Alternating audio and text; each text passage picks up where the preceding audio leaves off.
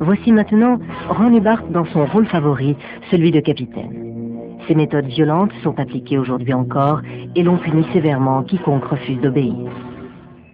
Un bateau prison quelque part sur la Méditerranée. Ces adeptes ont commis le péché de désobéissance, leur punition, un dressage à la prussienne sur fond de guerre des nerfs. Un redoutable cocktail qui a provoqué de nombreux cas de folie. Avec d'autres membres de l'Église, on m'a envoyé sur un bateau, un dragueur de mines qu'ils avaient racheté à l'armée et amarré dans le port de San Pedro à Los Angeles. Ils nous ont entassés dans une minuscule pièce de 6 mètres sur 6 au fond de la cale. C'est là que nous dormions, sans aération, même en plein été et sans lumière. Ceux qui osent émettre la moindre critique à l'égard du gourou sont envoyés dans des camps pénitentiaires pour y subir un lavage de cerveau. Au programme, un travail harassant, peu de sommeil et un régime plus que draconien. Officiellement, les scientologues font partie de l'équipage du bateau, mais la vérité est bien différente. Nous devions astiquer le bateau, gratter la peinture. On nous maintenait toujours en mouvement pour nous empêcher de dormir. Nous n'avions presque rien à manger. En 3 semaines, j'ai perdu plus de 10 kilos. Un jour, j'ai craqué, j'ai voulu m'évader. Alors que je tentais de sauter par-dessus bord, 3 personnes m'ont retenu et maîtrisé. J'ai essayé en vain de quitter la scientologie. J'ai cru devenir fou. Ils voulaient anéantir ma volonté et ma résistance, et ils ont fini par y parvenir. Lawrence n'oubliera jamais l'enfer que lui ont fait vivre les scientologues. Mais malgré les menaces de mort et les alertes à la bombe dont il est l'objet, il continue de combattre avec courage cette secte tout aussi violente selon lui que la mafia italienne.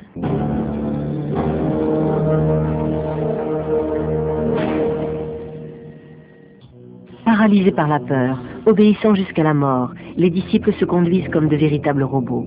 Leur crime, avoir osé critiquer l'Église, ne pas avoir rapporté assez d'argent à la communauté. Leur condamnation, un séjour sur le tristement célèbre Excalibur. Ils nous forçaient à travailler entre 18 et 20 heures par jour. Nous n'avions rien d'autre à manger que les restes laissés par l'équipage. Scott Mayer, ancien commandant de la flotte des scientologues et capitaine de l'Excalibur, le bateau sur lequel Wollersheim a été retenu prisonnier, confirme les terrifiants souvenirs de ce dernier et évoque les sceptiques et les insoumis qu'on envoyait au camp pénitentiaire, également appelé RPF.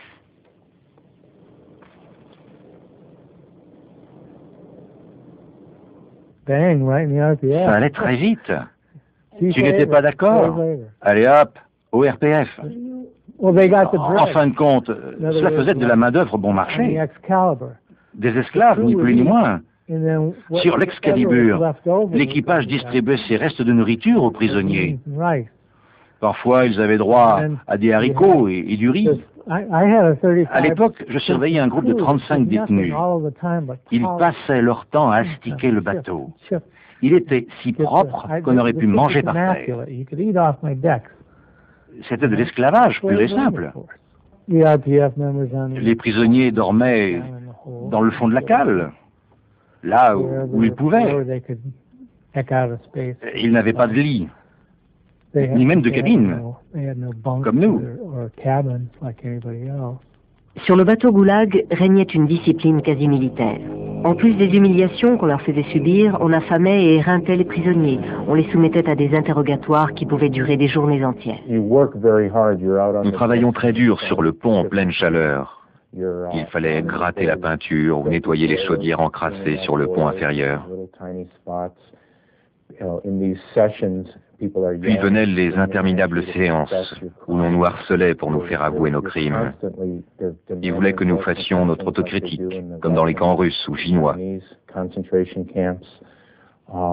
La pression psychologique était énorme. Épuisés et affamés, nous finissions par nous convaincre qu'il fallait faire ce qu'ils nous demandaient sous peine de mourir ou de devenir fous. C'est comme ça qu'on détruit les gens. C'est du lavage de cerveau, comme dans les camps de rééducation.